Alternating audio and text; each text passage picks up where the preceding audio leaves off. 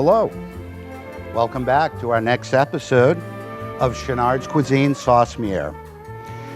In today's episode, we're going to make a very classical dish for you called steak au poivre. It's basically a brandied peppercorn filet mignon.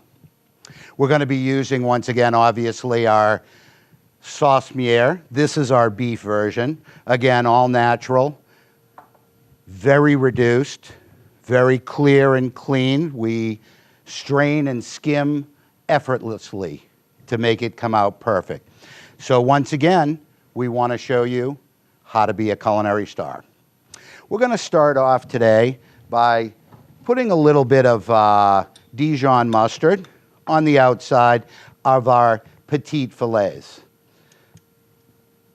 In French, it's tournedos. So first we put a little bit of the Dijon mustard, which is going to allow us actually to put a little bit of the fresh black peppercorn on, which is actually the main ingredient for our dish today, is black, cracked, fresh peppercorn.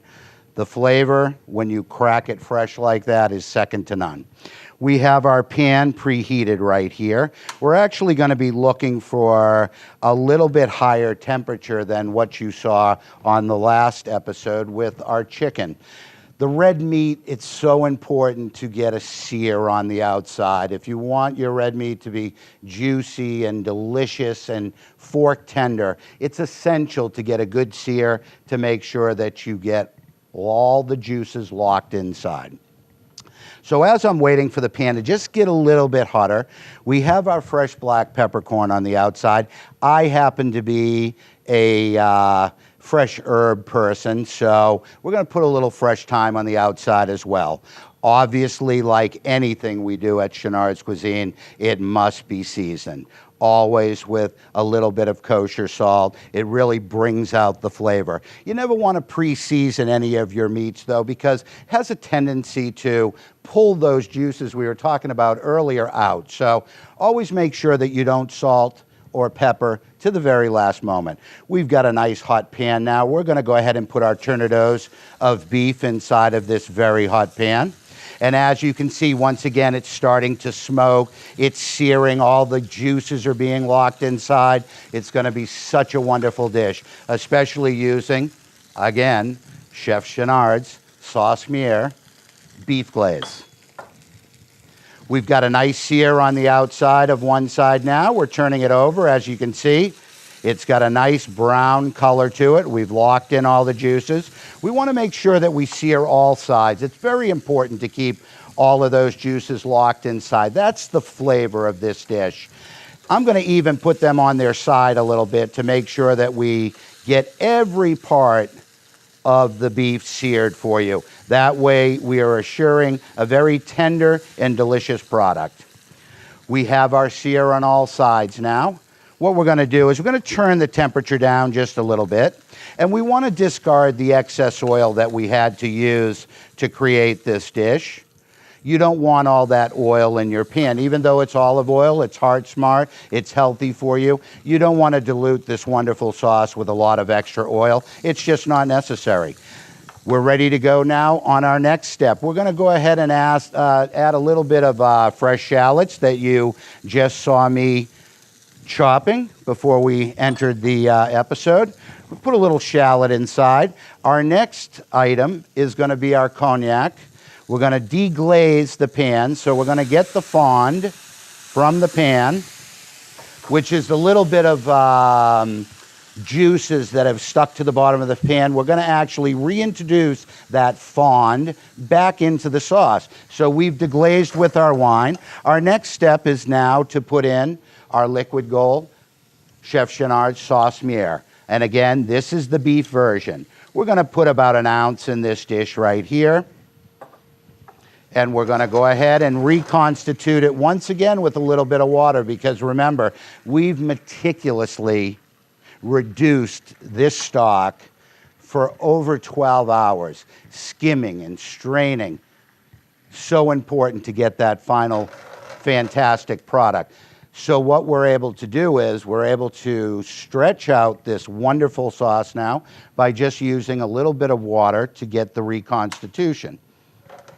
As you can see, it is so reduced, even after adding close to 3 ounces of water. Once you get your Chef Chenard sauce mière into the pan and start to reduce, you can see the viscosity already coming to this wonderful, delectable steak au poivre.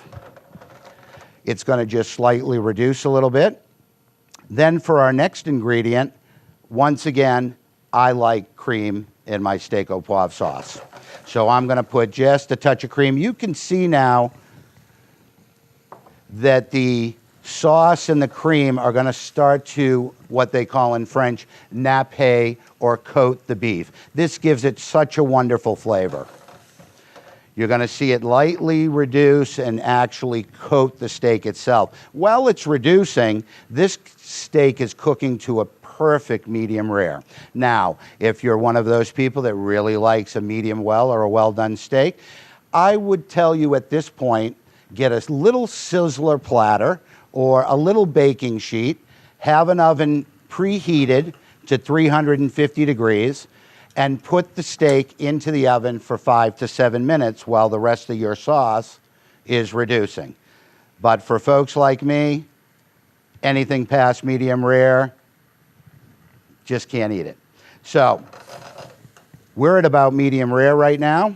I want to make sure that we have a nice reduction in coating. And once again, we're going to finish with what I would call life, fresh butter.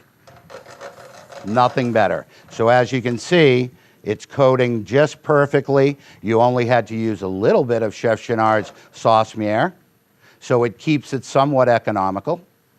And now you have a finished, reduced product. I always like to also put a little seasoning at the end, just to make sure that all the flavors of all the components are coming out for you. But once again, by using Chef Chenard's sauce mière, beef glaze, we can make you a culinary star. The beauty of the Chef Chenard's cuisine sauce mière, particularly the beef version of the glaze, is that it can be used for hundreds and hundreds of recipes. Everything from the steak au poivre that you see in front of you to steak Diane. How about a nice beef stroganoff? Anything that you can dream of. We can make a French onion soup from this glaze. It's all a matter of the reconstitution. So once again, allow Chenard's Cuisine to make you a culinary star. And enjoy. Bon appetit.